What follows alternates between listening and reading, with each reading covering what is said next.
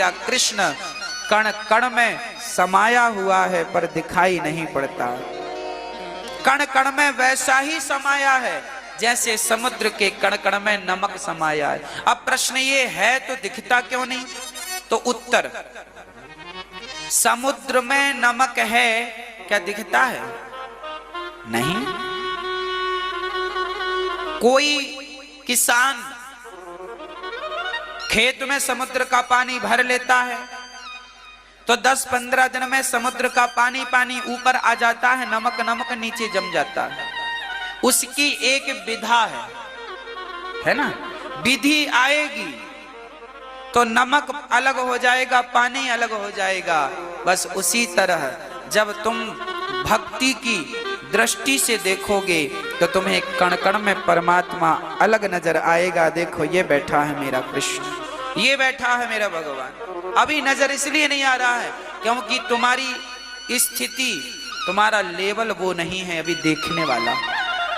अभी हमारी वो योग्यता नहीं है ना, योग्यता आएगी। हाँ? अभी देखो हमने आपसे बोला 2 और 2 कितना हुआ? आप बताओ कितना हुआ?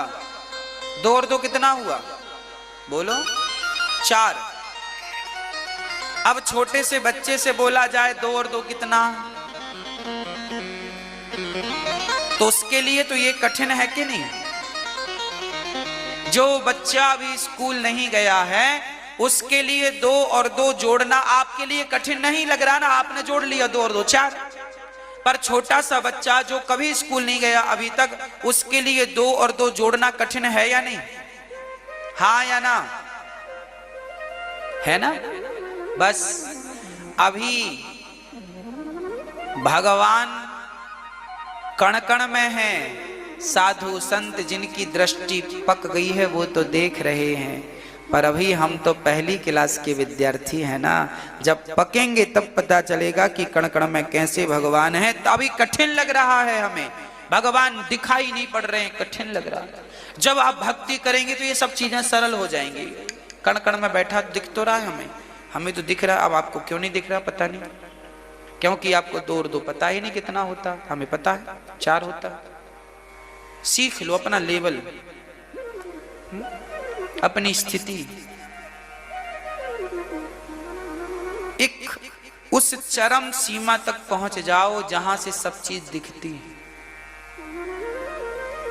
भगवान कहां से दिखता है? जहां से दिखता है वहां अपने आप को ले जाओ, वो ऊंचाइयां पाओ। अब वो ऊंचाइयां तुमने पाई नहीं तो क्या देखोगे? भाई संपूर्ण वृंदावन को देखना हो तो क्या इस हॉल में बैठ के देखा जा सकता है? कहां से देखा जाएगा? किसी ऊंचे छत में चढ़कर। जब बहुत ऊंची छत में चढ़कर 20-25 मंजिल ऊपर जाकर देखेंगे तो आपको यमुना जी भी दिखे। अच्छा ये यमुना जी बह रही, अच्छा ये बिहारी जी का, अच्छा ये प्रेम मंदिर, अच्छा ये सब यहां से तो नहीं नजर आ रहा। हमें पूरा वृंदावन देखने के लिए ऊंचाई में चढ़ना पड़ेगा।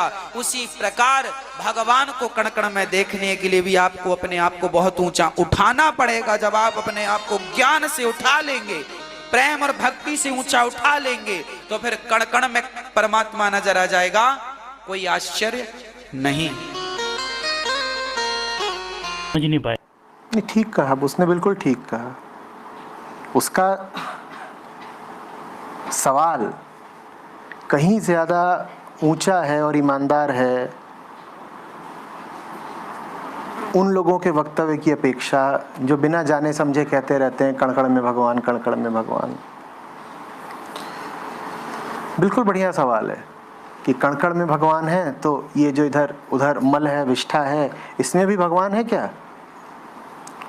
अब जब कोई ऐसी आपत्ति, ऐसा प्रश्न करेगा तो आपको क्रोध आएगा, संशय भी होगा।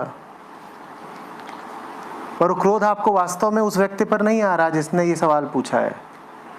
ये क्रोध आपको अपने अज्ञान पर आ रहा है, क्योंकि आपके पास उसके प्रश्न का कोई उत्तर नहीं है। कण कण में भगवान है तो जो मैला पड़ा हुआ उसमें भगवान है क्या? क्या अर्थ है कण कण में भगवान के होने का? समझिएगा। कण है यही कौन कह रहा है? कौन है जिसको संसार की कोई भी वस्तु कण इत्यादि दिखाई देते हैं? किसको दिखा? आपको दिखाई देते हैं ना। आप जो विषयता है, आपको ही विषय दिखाई दे रहा है। आप दोनों एक ही द्वैत के दो सिरे हैं। कण का होना माने आपका होना। आप नहीं तो कण नहीं, देखने वाली चेतना नहीं तो संसार नहीं। सूर्य वैसा नहीं है जैसा आपको दिखता है, सूर्य वैसा है जैसा आप उसे देखते हैं। सूर्य जैसा प्रतीत होता है वैसा मनुष्य के मस्तिष्क को प्रतीत होता है। कोई मनुष्य ना रहे दुनिया में तो कोई सूर्य भी नहीं बचेगा। कोई मनुष्य ना हो दुनिया में तो कोई सूर्य नहीं बचेगा, कोई दुनिया ही नहीं बचेगी। ये दुनिया आपको जैसी प्रतीत होती है अपने देखे प्रतीत होती है ना। ये दुनिया जैसी है वैसी नहीं है, ये दुनिया जैसी है आपको लग रही है वैसी है। आपको लग रहा है पृथ्वी गोल है, आपकी चेतना में गोलाई उभर के आ रही है। हम कहते हैं ये दुनिया जो है ये त्रिआयामी है। दुनिया त्रिआयामी नहीं है, आपका मस्तिष्क त्रिआयामी है, तो दुनिया त्रिआयामी दिखाई देती है।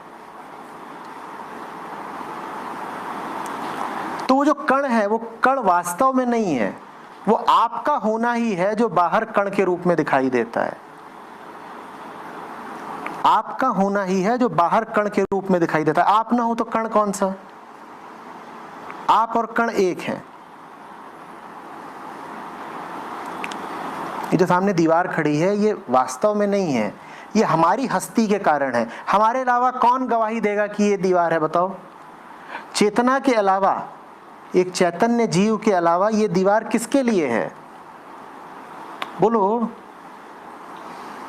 और तुम कहोगे फलाने के लिए है, उस फलाने का नाम भी तो एक चैतन्य जीव ही ले रहा है ना। चेतना ना हो तो ये दीवार नहीं। तो ये दीवार वही है जो आप हैं। आपने ही ये दीवार रची है, आप ही इसके प्रक्षेपक हैं। ठीक है। तो अहम से ये पूरा संसार है, द्वैत है जिसके एक सिरे पे अहम खड़ा है और दूसरे पर विश्व खड़ा है। अहम विश्व, विश्व माने सब कण और ये जितनी चीजें हैं। कण में भगवान है तो पहाड़ में भी तो भगवान है। पूरा विश्व ही हम कहते हैं कि भगवत्ता से युक्त है।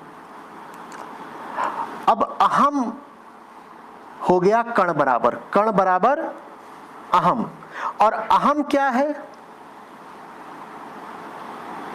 कल हमने खूब समझा था कि अहम आत्मा की ही स्वेच्छा का नाम है।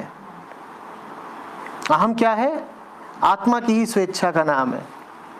आत्मा की ही लीला अहम बन करके प्रकट हो जाती है। ठीक है ना।